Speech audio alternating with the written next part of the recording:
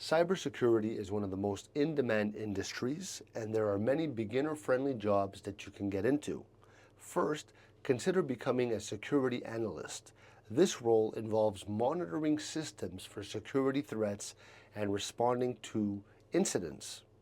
Another option is a Security Operations Center, an SOC analyst, where you're going to be helping to protect networks and investigate cyber attacks.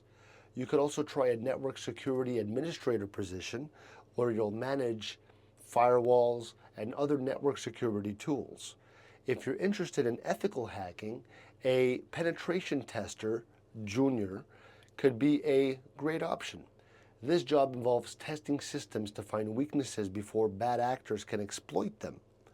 Lastly, consider working as a cybersecurity consultant.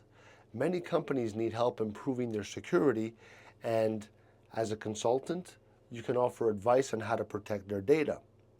These entry-level roles will help you get hands-on experience and set you on the path to a successful cybersecurity career. If you found this video helpful, leave me a like. Love ya.